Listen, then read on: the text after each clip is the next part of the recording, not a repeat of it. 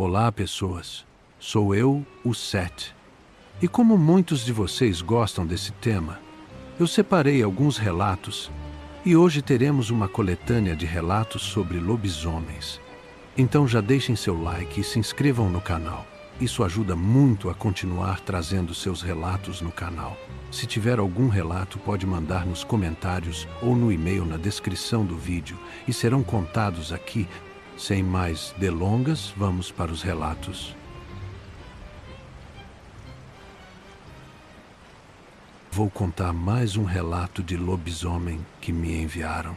A pessoa pediu para não se identificar, então vou manter assim. Mas ela disse que isso aconteceu com o tio dela no interior de São Paulo. E se você é do interior, você sabe como essas coisas funcionam. Em época de colheita, é comum chamarem gente de todo canto porque o trabalho é pesado, é muito serviço em pouco tempo. Então vem gente de cidade vizinha, gente que ninguém nunca viu. Gente que só aparece nessa época, trabalha e depois some. E também é comum o pessoal dormir na própria fazenda, em galpão, em alojamento improvisado, colchão no chão, rede pendurada, cada um no seu canto, sem muito conforto, mas é o que tem. O tio dela já trabalhava lá fazia tempo, conhecia o dono, conhecia a rotina, já tinha visto muita gente diferente passar por ali, mas naquele ano apareceu alguém que chamou a atenção, um homem quieto demais, e não era aquele quieto normal de quem só quer trabalhar. Era estranho mesmo. Ele não conversava com ninguém, não olhava nos olhos, não ria, não reclamava, só fazia o serviço dele e ficava isolado. O pessoal até tentou puxar assunto nos primeiros dias, mas ele sempre respondia curto, seco e voltava para o canto dele. O tio dela disse que desde o começo tinha alguma coisa errada ali, mas no interior você aprende a não se meter muito, pois cada um tem sua história. Então deixaram quieto. Os dias foram passando, sol quente, trabalho pesado, rotina normal, até que numa noite, já bem tarde, quando todo mundo estava dormindo, começou. Primeiro vieram os passos, do lado de fora do galpão, lentos, pesados, arrastados, como se algo grande estivesse andando em volta, rodeando o lugar. Um dos homens acordou, depois outro, até que quase todo mundo já estava em silêncio, só ouvindo. E então vieram os grunhidos, baixos, fundos, estranhos. Não era som de gente, cachorro, também não era som de porco. Era algo diferente, algo que parecia errado. Ninguém teve coragem de sair, mas um deles foi até uma fresta da madeira e olhou, e o que ele viu fez ele recuar na hora. Ele disse que era uma coisa alta, desproporcional, com o corpo coberto por pelos sujos e a cabeça. Não, gente, não era de cachorro, parecia mais um porco, só que deformado, com o focinho alongado demais e a boca aberta como se estivesse respirando pesado. E o cheiro? Eles disseram que o cheiro entrou no galpão, forte, podre, como lixo velho misturado com carne estragada, um cheiro que embrulhava o estômago. Aquilo ficou andando lá fora por alguns minutos, farejando, como se soubesse que tinha gente dentro, mas não entrava. Até que, do nada, parou. Ele simplesmente sumiu. Ninguém viu para onde foi. Mas quando foram olhar em volta, perceberam uma coisa. O homem quieto não estava lá dentro. Naquela noite, ninguém dormiu direito. Ficaram em silêncio, esperando amanhecer. E quando o dia clareou, ele apareceu. Vindo de trás do galpão, andando devagar, roupa suja, terra grudada e um cheiro estranho, mais fraco, mas ainda ali. Ele disse que tinha saído para mijar, que viu um bicho e se escondeu no mato até amanhecer. Ninguém respondeu, mas o tio dela não acreditou. Ele disse que aquilo não fazia sentido. Nos dias seguintes, ele ficou de olho e começou a perceber coisas pequenas. O homem comia mais que todo mundo, muito mais, e mesmo assim parecia nunca estar satisfeito. Às vezes, no meio do trabalho, ele parava e ficava olhando para o nada, como se estivesse escutando alguma coisa distante. E toda noite, sem exceção, ele sumia por um tempo. Até que, alguns dias depois, aconteceu de novo. Mesmos passos, mesmos grunhidos, só que dessa vez mais perto. Dava para ouvir as unhas arranhando a madeira do galpão. E alguém olhou de novo e disse que a coisa estava mais próxima, mais agitada, como se estivesse irritada.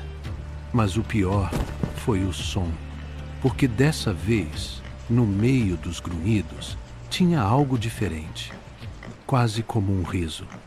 Baixo, torto, misturado com o som da fera. E depois, silêncio. De manhã, o homem apareceu de novo, do mesmo jeito, sujo, cansado, com a mesma desculpa. Mas dessa vez, o tio dela decidiu descobrir. Na noite seguinte, ele fingiu que estava dormindo e ficou só observando. E ele finalmente viu o homem levantando devagar, tentando não fazer barulho e saindo do galpão. O tio foi atrás, bem devagar, sem ser visto. E quando chegou perto do mato, viu o homem ajoelhando e começando a se contorcer, primeiro devagar, depois pior. Os ossos estalando, o corpo envergando, como se estivesse quebrando por dentro. O tio disse que não teve coragem de chegar mais perto, mas viu o suficiente.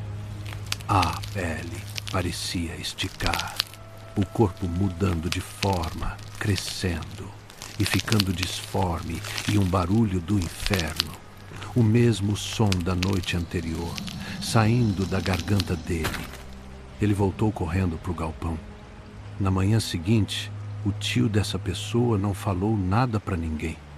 Pegou as coisas dele e foi embora da fazenda naquele mesmo dia. E segundo a pessoa que me mandou esse relato, até hoje, ele evita falar sobre isso. Mas quando alguém menciona lobisomem, ele só diz uma coisa: que isso é bicho do inferno que vaga por aí e que não se deve falar sobre. É muito comum que no interior, nesse tipo de trabalho, você precisar compartilhar estadia com pessoas que você nunca viu. Mas ao mesmo tempo que é um trabalho bom para pessoas corretas e trabalhadoras, também é um alvo para seres que se passam por humanos e só esperam uma oportunidade para nos atacar. Não são somente os lobisomens que vagam por essas estradas e cidades de interior.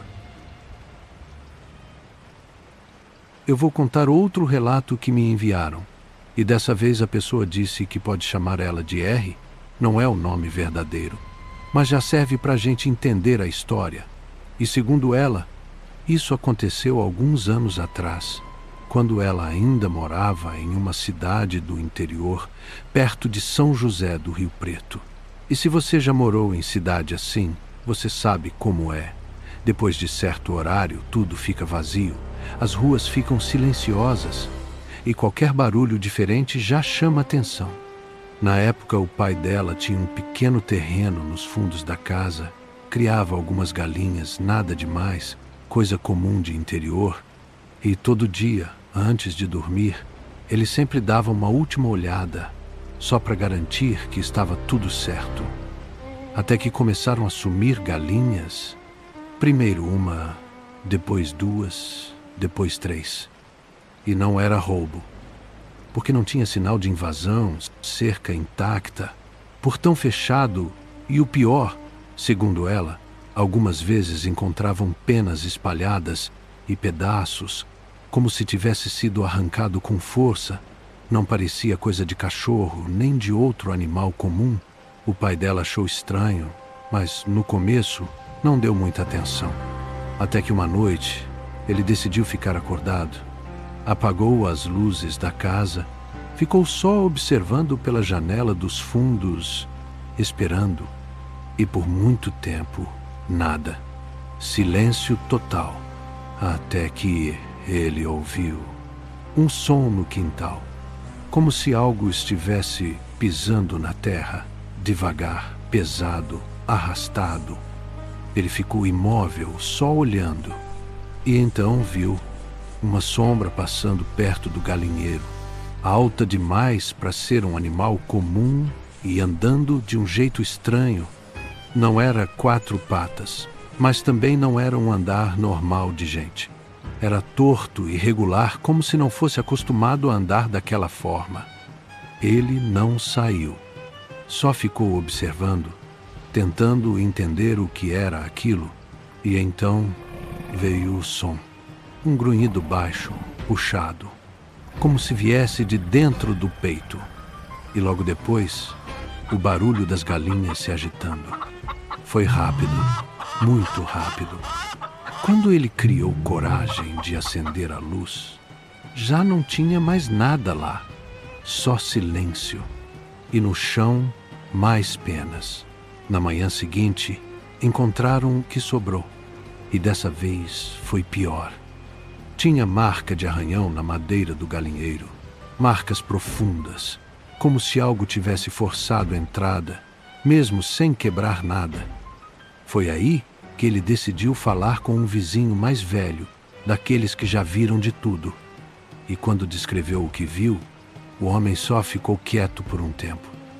E perguntou uma coisa: se tinha alguém novo na região. E tinha. Algumas semanas antes, um homem tinha alugado uma casa no fim da rua. Quase ninguém via ele. Saía pouco e sempre à noite.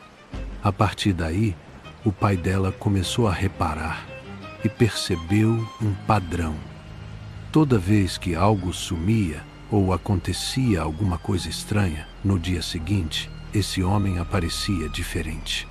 Cansado, sujo, com roupa amassada, como se tivesse passado a noite inteira fora. Mas o mais estranho era o jeito. Ele evitava contato, desviava o olhar e parecia sempre atento demais ao que acontecia ao redor. Até que uma noite aconteceu de novo, mas dessa vez a própria R viu. Ela disse que acordou de madrugada, com barulho no quintal, e decidiu olhar pela janela. E foi aí que ela viu aquilo perto do galinheiro. Mais perto do que o pai tinha visto antes. Era alto, magro, com o corpo curvado, coberto por pelos escuros, e o rosto não era totalmente de animal, mas também não era humano. Tinha algo errado, desproporcional, como se estivesse no meio de uma transformação. E os olhos? Ela disse que nunca esqueceu os olhos. Refletiam a luz de um jeito que não parecia natural. Ela travou. Não conseguiu gritar nem sair. Só ficou olhando. E então a coisa parou.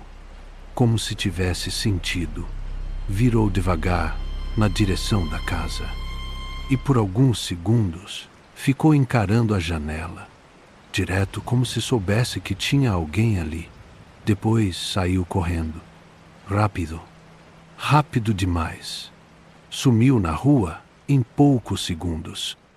Na manhã seguinte, o homem da casa no fim da rua não apareceu. E alguns dias depois, ele simplesmente foi embora, sem avisar, sem falar com ninguém. A casa ficou vazia e desde então nada mais aconteceu. Mas ela disse que nunca esqueceu aquele olhar e que até hoje evita olhar pela janela quando escuta qualquer barulho no quintal à noite. Porque, segundo ela, tem coisas que, quando percebem que você viu, passam a saber exatamente onde você está. Obrigado por ler o relato. Eu vou contar mais um relato. Esse veio de alguém que disse que pode chamar de Lucas, e segundo ele, isso aconteceu com o avô dele. No interior do Rio Grande do Sul, numa região de campo aberto, dessas onde uma casa pode ficar a quilômetros da outra. E se você conhece o sul, sabe como o frio e o silêncio da noite ali são diferentes. O vento bate nos galhos, o campo fica vazio e qualquer som carrega longe, muito longe. O avô dele era daqueles homens antigos, criado no campo, acostumado com bicho, com mato, com noite. Não era o tipo de pessoa que se assustava fácil. Ele tinha uma pequena criação, algumas ovelhas, galinhas, coisas simples, mas que exigia cuidado principalmente à noite por causa de predadores. E por muito tempo, tudo foi normal, até que começaram os problemas. Primeiro, algumas ovelhas apareceram mortas, mas não era ataque comum. Não era como cachorro do mato, nem como onça, porque o corpo não estava devorado, estava rasgado, como se algo tivesse atacado, mas não levado nada. E isso já não fazia sentido. O avô dele começou a ficar atento, mas não falou nada para a família. Só começou a observar mais, sair à noite, dar voltas pelo terreno. E foi numa dessas noites que ele ouviu um som no campo, distante, mas alto o suficiente para chegar até a casa. Não era uivo, não era latido. Era algo no meio, um som puxado, grave, que subia devagar e terminava seco. Ele disse que aquilo não era de nenhum bicho que ele conhecia. Mesmo assim, pegou a lanterna e foi ver. O campo estava escuro, só a luz fraca iluminando o caminho, o vento frio batendo e aquele silêncio pesado, até que ele viu uma das ovelhas caída e perto dela algo se mexendo. No começo, ele achou que era um cachorro grande, mas quando a luz bateu direito, ele percebeu que não era. Era alto demais e estava em duas patas, o corpo inclinado para frente, coberto por pelos escuros e os braços longos demais, quase tocando o chão. A cabeça baixa como se estivesse comendo. Ele congelou. E naquele momento, a coisa parou. Devagar, levantou a cabeça e olhou direto para ele. Os olhos refletiram a luz da lanterna, fortes, fixos, sem desviar. E aí, ele viu o rosto. Não era de lobo, não era de cachorro. Tinha algo humano ali misturado, mas deformado, errado, como se duas coisas diferentes estivessem no mesmo lugar. Eles ficaram se olhando por alguns segundos, até que a coisa soltou um som, baixo, quase um rosnado, mas com algo diferente, como se tivesse intenção. E então ela começou a andar, devagar, na direção dele, não correndo, andando, como se soubesse que não precisava ter pressa. O avô dele disse que naquele momento sentiu algo que nunca tinha sentido. Não era só medo, era certeza. Certeza de que aquilo não era um animal e que ele não deveria estar ali. Ele não virou as costas, só foi recuando, devagar, sem tirar a luz de cima da coisa. E quando chegou perto da cerca, tropeçou, caiu. E por um segundo, perdeu a visão dela. Quando levantou a lanterna de novo, não tinha mais nada ali, só o campo, vazio. Na manhã seguinte, ele voltou até o lugar. A ovelha estava lá, do mesmo jeito, mas tinha mais coisa. Pegadas, grandes, profundas, como se algo pesado tivesse passado por ali, mas estranhas. Não eram de 4 patas e também não eram exatamente humanas. E levavam para longe, na direção do mato. Depois disso, ele nunca mais saiu sozinho à noite e sempre dizia a mesma coisa. Quando alguém perguntava, que no campo Nem tudo que anda como gente é gente. E nem tudo que parece bicho é só bicho. Segundo Lucas, o avô dele levou isso até o fim da vida. E nunca mudou a história. E até hoje, naquela região, ainda tem gente que evita atravessar certos trechos de campo quando o sol se põe, porque dizem que tem coisa ali que não gosta de ser vista e quando é, não esquece. Obrigado por ler o relato. Caso tenha apreciado, considere deixar o seu like e se inscrever para acompanhar os próximos relatos. Se tiver algum relato, envie para o e-mail na descrição do vídeo e no primeiro comentário fixado. Agradeço por ter acompanhado até aqui e recomendo cautela ao andar pela cidade, pois até mesmo os lugares conhecidos podem trazer experiências sobrenaturais.